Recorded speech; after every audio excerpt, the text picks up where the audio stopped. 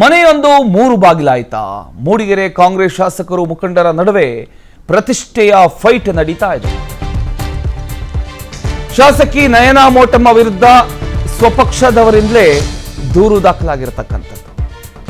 KPCC ಅಧ್ಯಕ್ಷ BK Hariprasad ದೂರನ್ನು ಕೊಟ್ಟಿದ್ದಾರೆ. ಪಕ್ಷದಲ್ಲಿ ಹಿರಿಯರನ್ನ ಕಡೆಗಣನೆ ಮಾಡ್ತಿದ್ದಾರೆ ಅನ್ನುವಂಥ ಒಂದು ಆರೋಪ.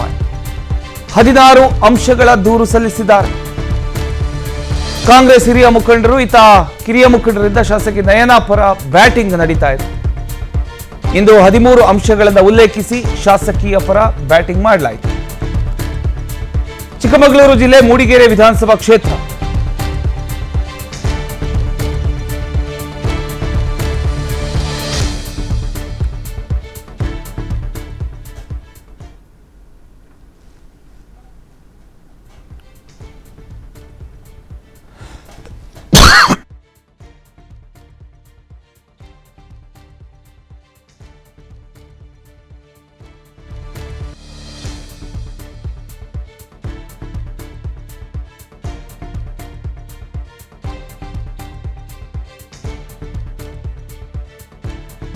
ಚಿಕ್ಕಮಗಳೂರು ಜಿಲ್ಲೆಯ ಮೂಡಿಗೆರೆ ಕಾಂಗ್ರೆಸ್ ಅಲ್ಲಿ ಆಂತರಿಕ ಭಿನ್ನಾಭಿಪ್ರಾಯ ಮತ್ತೆ ಬಹಿರಂಗವಾಗಿದೆ. ಹಿರಿಯ ಹಾಗೂ ಕಿರಿಯ ಮುಖಂಡರ ನಡುವಿನ ಭಿನ್ನ ನಿಲುವು ಪಕ್ಷದಲ್ಲಿ ಹೊಸ ರಾಜಕೀಯ ಚರ್ಚೆಗೆ ಈಗ ಕಾರಣ ಆಗಿದೆ. ಶಾಸಕಿ ನಯನಾ ಮೋಟಮ್ಮ ವಿರುದ್ಧ ಪಕ್ಷದ ಹಿರಿಯ ಮುಖಂಡರು ಕೆಪಿಸಿಸಿ ಅಧ್ಯಕ್ಷರಿಗೆ 16 ಅಂಶಗಳ ದೂರನ್ನ ಸಲ್ಲಿಸಲಾಗಿದೆ.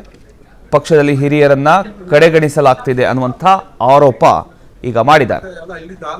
ಇದರ ಬೆನ್ನಲ್ಲೇ ಕಿರಿಯ ಕಾಂಗ್ರೆಸ್ ಮುಖಂಡರು ಶಾಸಕಿ ನಯನಾ ಮೋಟಮ್ಮ ಪರವಾಗಿ ಬ್ಯಾಟಿಂಗ್ ನಡೆಸಿದ್ದಾರೆ.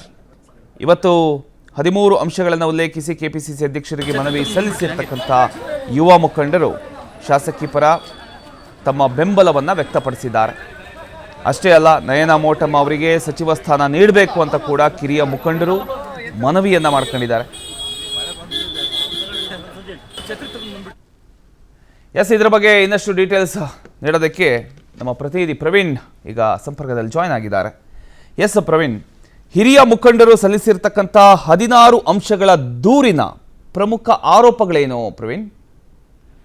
ಪ್ರಮೋದ್, ಚಿಕ್ಕಮಗಳೂರು ಜಿಲ್ಲೆ ಮೂಡಿಗೆರೆ ವಿಧಾನಸಭಾ ಕ್ಷೇತ್ರದಲ್ಲಿ ಎಲ್ಲವೂ ಸರಿ ಇಲ್ಲ ಅನ್ನೋದಕ್ಕೆ ಇದೊಂದು ಪ್ರಮುಖ ಸಾಕ್ಷಿ ಅಂತ ಹೇಳ್ಬೋದು. ಯಾಕೆಂತಂದ್ರೆ ಕಳೆದ 1 ತಿಂಗಳಿಂದ ಮನೆಯೊಂದು 3 ಬಾಗಿಲು ಅನ್ನೋ ಸ್ಥಿತಿ ಕಾಂಗ್ರೆಸ್ ಪಾಳ್ಯದಲ್ಲಿ ಆಗಿರುವಂತದ್ದು. ಪ್ರಮುಖವಾಗಿ ಈಗಾಗಲೇ ಶಾಸಕಿ ನಯನಾ ಮೋಟಮ್ಮ ವಿರುದ್ಧ ಹಿರಿಯ ಮುಖಂಡರು, ಅದರಲ್ಲೂ ಪ್ರಮುಖವಾಗಿ MP ಕುಮಾರಸ್ವಾಮಿ ಸೇರಿದಂತೆ BB ನಿಂಗಯ್ಯ ಸೇರಿದಂತೆ ಎಲ್ಲಾ ಮುಖಂಡರು ಕೂಡ ಶಾಸಕಿಯ ವಿರುದ್ಧ ಆಕ್ರೋಶ ವ್ಯಕ್ತಪಡಿಸಿರುವುದು.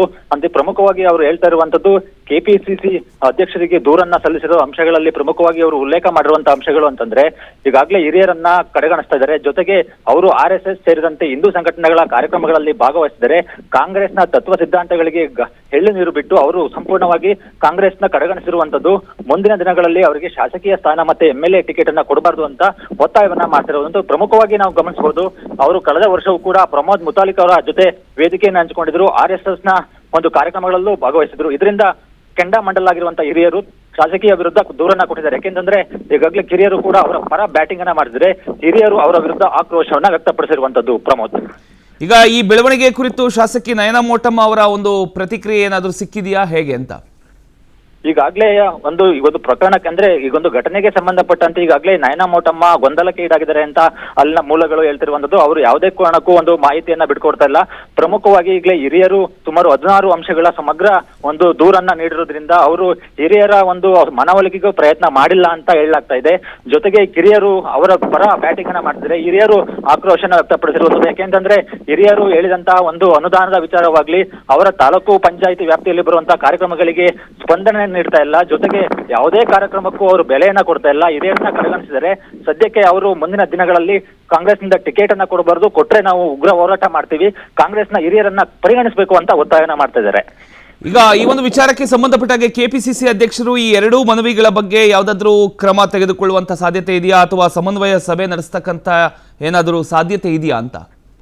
ಪ್ರಮೋದ್, ಈಗಾಗಲೇ ನಾವು ಪ್ರಮುಖವಾಗಿ ಗಮನಿಸಬೇಕಾಗಿರೋದು ಶಾಸಕಿ ನಯನಾ ಮೋಟಮ್ಮ ಚುನಾವಣೆಗೆ ಸ್ಪರ್ಧಿಸುವ ಮುನ್ನ ಅವರು ಡಿ.ಕೆ. ಶಿವಕುಮಾರ್ ಪರ ಬ್ಯಾಟಿಂಗ್ ಅನ್ನ ಮಾಡ್ತಾ ಇದ್ರು. ಅವರ ಮನವೊಲಿಕೆಯಲ್ಲಿ ಟಿಕೆಟ್ ಅನ್ನ ಗಳಿಸಿದ್ದಾರೆ ಅನ್ನೋ ಆರೋಪಗಳು ಕೆಲ ಹಿರಿಯರು ಮಾಡ್ತಾ ಇದ್ರು. ಅಂದ್ರೆ ಸಿದ್ದರಾಮಯ್ಯ ಅಂದ್ರೆ ಡಿ.ಕೆ. ಶಿವಕುಮಾರ್ ಅಂದ್ರೆ ನಡುವಿನ ಒಂದು ರಣರಂಗದಲ್ಲಿ ಆದ್ರೂ ಟಿಕೆಟ್ ಅನ್ನ ತಗೊಬಂದಿರೋದು ಇವರು ಪ್ರಮುಖವಾಗಿ ಡಿ.ಕೆ. ಶಿವಕುಮಾರ್ ಪರವಾಗಿ.